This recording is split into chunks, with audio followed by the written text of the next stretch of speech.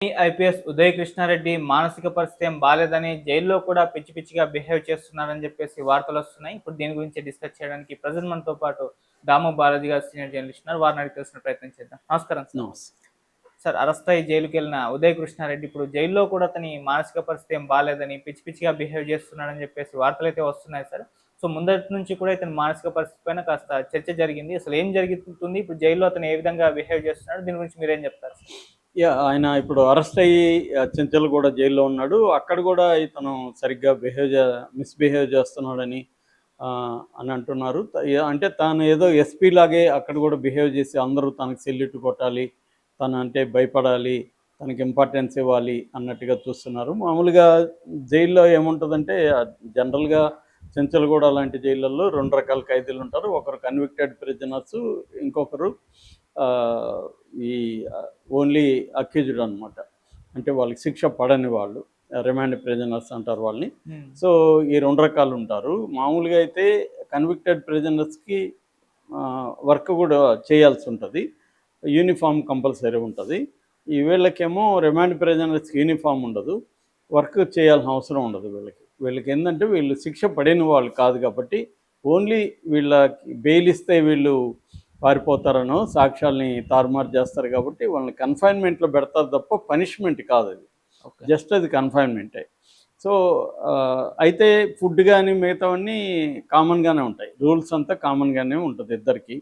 So కానీ ఇతను ఇప్పుడు ఏమంటున్నాడు అనుకుంటున్నాడంటే, నేను ఎస్పీని, ఇదంతా ఏమీ కాదు, ఈ కేసు నిలబడదు, నేను ఎస్పీ అనే స్థాయిలోనూ ఉన్నాడు. మనకు వాళ్ళ ఫ్రెండ్ అప్పుడు ఆత్మహత్య అటెంప్ట్ చేసుకున్నప్పుడు ఇతను ఎస్ఆర్ నగర్ హాస్పిటల్లో ఉన్నప్పుడు వాళ్ళ ఫ్రెండ్ మాట్లాడాడు మీడియాతో. అతనేమన్నాడంటే, అసలు ఈ కేసు గురించి అతనికి వరీనే లేదు, ఇదేమీ నిలవదు, అతను ఎందుకు ఆత్మహత్య అటెంప్ట్ చేశాడంటే ఈ సోషల్ మీడియాలో అతని మీద వచ్చే న్యూస్కి అతను అప్సెట్ అయ్యాడు అనేది అతను బలంగా చెప్పాడు.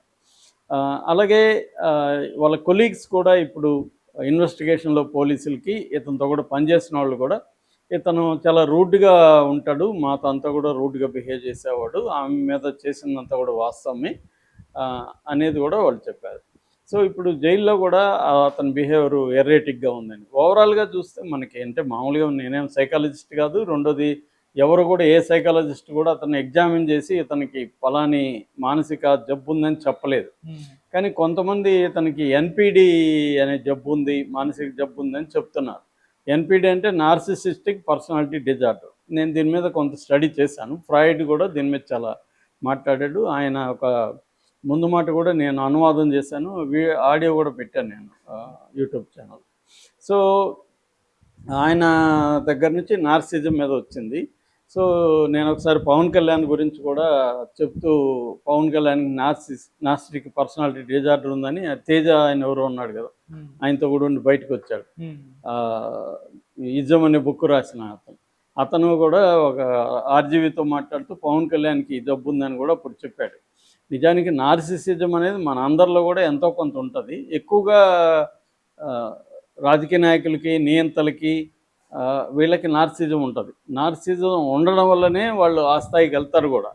ఎందుకంటే ప్రజల్లో కూడా నార్సిసిస్టిక్ క్యారెక్టర్ పట్ల అట్రాక్షన్ ఉంటుందని ఫ్రాయిడ్ చెప్తాడనమాట. సో ఇప్పుడు ఈయన క్యారెక్టర్కి వచ్చేసరికి అసలు నార్సిసిజం అంటే ఏంది, నార్సిసిస్టిక్ పర్సనాలిటీ డిజార్డర్ అంటే ఏంది అనుకున్నప్పుడు, బేసిక్గా నార్సిసిస్టిక్ పర్సనాలిటీ డిజార్డర్ అంటే అర్థమైందంటే వాళ్ళు ఇంపార్టెన్స్ ఇచ్చుకోవడం, తాను గ్రేట్ అని ఫీల్ అవ్వడం, తనని అందరూ గ్రేట్గా చూడాలి, తను సక్సెస్ఫుల్ పర్సన్ అని, గ్రేట్ పర్సన్ అని చూడాలి అనుకోవడం. అలాగే ఎంపతి అంటారు, మనుషులకి ఎంపతి ఉంటుంది. ఎంపతి అంటే అర్థం ఏంటి? సింపతి అంటే నీ మీద జాలి చూపించడాన్ని సింపతి అంటారు. ఎంపతి అంటే జాలి ఏముండదు కానీ నీ ప్లేస్లో నేనుండి ఆలోచించడం, దాన్నే ఎంపథెటిక్ అండర్స్టాండింగ్ అని కూడా అంటారు. ఈ ఎంపతి అనేది వీళ్ళకు ఉండదు అన్నమాట. వేరే వాళ్ళ పాయింట్ ఆఫ్ వ్యూలో వీళ్ళు థింక్ చేయరు, వీళ్ళ పాయింట్ ఆఫ్ వ్యూలోనే థింక్ చేస్తారు. ఎంతసేపు వీళ్ళ హ్యాపీగా ఉండాలి, వీళ్ళు గ్రేట్గా ఉండాలి, ఇతరులంతా కూడా దానికి పనికి రావాలనుకుంటారు తప్ప ఇతరులకు కూడా సొంత అభిప్రాయాలు ఉంటాయి, వాళ్ళకి వాళ్ళ రిక్వైర్మెంట్స్ ఉంటాయి, వాళ్ళని వాళ్ళ పాయింట్ ఆఫ్ వ్యూలో మనం అర్థం చేసుకోవాలి అన్న యాంగిల్ వీళ్ళకు ఉండదు, ఎన్పిడి ఉన్న వాళ్ళకి అనమాట. సో అదొక లక్షణం. నెక్స్ట్ లక్షణం ఏంటంటే అందరినీ తన కోసం వాడుకోవడం వీళ్ళు చేస్తారు. ఆ, ఏ- వీళ్ళ అవసరాల కోసమే అందరిని ఉపయోగించుకుంటారు. వీళ్ళకి ఎవరి పట్ల స్నేహభావం ఇంకోటేం ఉండదు. వీళ్ళకి ఉపయోగపడతారా లేదా అనే దాన్ని బట్టే వాళ్ళతో స్నేహం చేయడం, కానీ వీడితో స్నేహం చేస్తే నాకేంటి లాభం అన్న యాంగిల్లో ఉంటుంది. దాని తర్వాత వీళ్ళకి ఎక్కువ ఫాంటసీస్ ఉంటాయి. నేను గ్రేట్ మ్యాన్, ఇంకా గ్రేట్ అవ్వబోతున్నాను అని, తాను గ్రేట్ అనే ఫీలింగ్ వీళ్ళకి ఉంటుంది. అందుకని చాలామంది దైవాంశ సంబుద్ధుడని, ఇప్పుడు మోడీని కూడా అలాగే లేపుతుంటారు కదా, నేను మోడీ కూడా నమ్ముతుంటాడు నేను దైవాంశ సంబుద్ధుడు అని. అలాగే ముఖ్యంగా నియంతలకి ఈ లక్షణాలు ఎక్కువ ఉంటాయి. స్టాలిన్, హిట్లర్ వీళ్ళకి అందరికి కూడా ఈ నార్సిస్టిక్ లక్షణాలు ఉంటాయి. సో ఇప్పుడు ఈ అబ్బాయికి కూడా అవన్నీ ఉన్నాయని, అందుకని ఆ అమ్మాయి వైపు నుంచి ఏం ఆలోచించలేదని. రెండోది, తనకి ఏంటంటే ఎప్పుడైతే కింది స్థాయి నుంచి పైకి వచ్చి సక్సెస్ అయిపోయాడో అందరూ కూడా ఇతను గ్రేట్ అని, ఒక కూరగాయలు అమ్ముకుని తెలుగు మీడియంలో చదువుకున్న కుర్రవాడు 350 ర్యాంకు, ఆల్ ఇండియా ర్యాంకులో 350 వచ్చింది, చాలా గ్రేట్ అని అన్ని ఛానళ్ళు ఇతన్ని మీడియా అయితే, దాని తర్వాత ఇతను కొన్ని వందల వేల మంది కూడా ఇతనికి అభిమానులు అయిపోయారు. ఇతను యూట్యూబ్ ఛానల్ పెట్టిన, ఇన్స్టాలో ఇతని ఫాలోవర్స్ పెరిగారు, అందరూ అప్రిషియేట్ చేయడం ఇవన్నీ జరిగాయి. దాంతో మేబీ ఇతనికి ఒక తను గ్రేట్ అనే ఫీలింగ్ వచ్చిండే అవకాశం ఉంది. అలాంటి టైంలో ఈ అమ్మాయి రిజెక్ట్ చేయడాన్ని అతను తట్టుకోలేకపోయింటాడు. ఆ నార్సిస్టిక్ ఈగో అంటారు, వాళ్ళకి ఆ నార్సిస్టిక్ ఈగో ఎక్కువ ఉంటుంది మామూలు కంటే. సో వాళ్ళు రిజెక్షన్ని తట్టుకోలేరు. తమని అందరూ వ్యాలిడేట్ చేయాలని, తను గ్రేట్ అనాలని ఎవరన్నా అది గుర్తించకపోతే, అంటే తనను ఇప్పుడు చాలామంది ఉంటారు, ఎవరైనా వాళ్ళు గుర్తించకపోతే నేను మీకు తెలియదండి, నేను ఫలానా కదా, గుర్తుపట్టలేదా అని అడుగుతారు. గుర్తుపట్టాను సార్, మీరు బిజీగా ఉంటారని మాట్లాడలేదంటే వాళ్ళు హర్ట్ అవుతారనమాట. ఎక్కడికైనా పోయినా కూడా అందరూ తనని గురించి చూడాలి, తనను పట్టించుకోవాలి అన్న ఒక ఇది ఉంటుంది.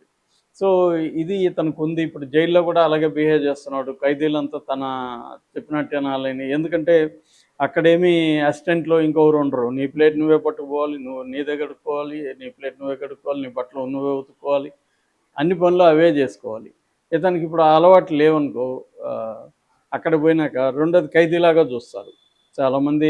ఇతను ఎక్కడి నుంచో, అంటే డబ్బులు ఇతను ఏమన్నా వాళ్ళకి ఇస్తే తప్ప, వార్డర్లకి వాళ్ళకి అందరికీ మంచిగా డబ్బులు ఇస్తే వాళ్ళు కొంతవరకు బాగా చూస్తారు, లేదంటే ఇబ్బంది.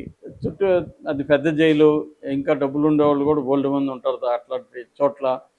సో రెండో సీనియర్ ఖైదీలు ఉంటారు, వాళ్ళకి ఆల్రెడీ అక్కడ పట్టు ఉంటుంది. వాళ్ళు కొత్త వాళ్ళు ఎవరు వచ్చినా వాళ్ళు పెద్ద కేర్ చేయరు, ఒక్కోసారి ర్యాగింగ్ కూడా చేస్తారు, కొడతారు కూడా. సో అలాంటప్పుడు ఈయన వాళ్ళతో అంతా అడ్జస్ట్ కావడంలో ప్రాబ్లమ్స్ వస్తాయి. ఎందుకంటే తను ఎక్కడో ఏదో ప్లేన్లో ఉంటాడు, నేను గొప్ప క్యారెక్టర్, గొప్పవాడిని అని. నిజమే, గొప్పవాడే ఖచ్చితంగా. ఆయన ఒక ఆ స్థాయిలో నుంచి, కానిస్టేబుల్ స్థాయిలో నుంచి ఎస్పీ స్థాయిలోకి ఎదగడం అనేది మామూలు విషయం అయితే కాదు, ఖచ్చితంగా గ్రేట్ అచీవ్మెంట్. బట్ ఆ అచీవ్మెంట్ని మించి థింక్ చేస్తే ప్రాబ్లం వస్తుంది. సో అది ఈయనకు ఉందనేది చెప్తున్నారు. అది ఉందా లేదా అనేది మనం నిర్ధారించలేము. అది సైకాలజిస్టులు పరీక్షించి ఆయన్ని అనేక టెస్టులు, సైకలాజికల్ టెస్టులు పెట్టి ఏం జబ్బులు, ఎందుకంటే చాలా జబ్బులకి కామన్ లక్షణాలు ఉంటాయి. కొంతమంది ఈయనకి personality, border line personality disorder అని కూడా అంటున్నారు, బీపీడీ అని. ఇవన్నీ ఏంటంటే బయట నుంచి చెప్పడం. మామూలుగా అమెరికన్ సైకాట్రిస్ట్ అసోసియేషను ఒక రూల్ పెట్టింది. ఆ రూల్ ఏంటంటే ఎవరిని కూడా ప్రత్యక్షంగా వాళ్ళని ఎగ్జామిన్ చేయకుండా వాళ్ళ మానసిక జబ్బుల గురించి చెప్పడం కరెక్ట్ కాదని, కానీ చెప్తూ ఉంటారు. ఇప్పుడు చాలామంది అమెరికన్ సైకాలజిస్టులు బుక్ కూడా రాశారు, ఎవరు ట్రంప్ మీద, ఇతనికి ఏమేమి జబ్బులు ఉన్నాయో చెప్పారు. ఆయనకు కూడా ఇదే major problem, narcissistic personality disorder ఆయనకుంది, ట్రంప్కి కూడా. సో ఇలాగే చాలామందికి ఉంటుంది ఇవి.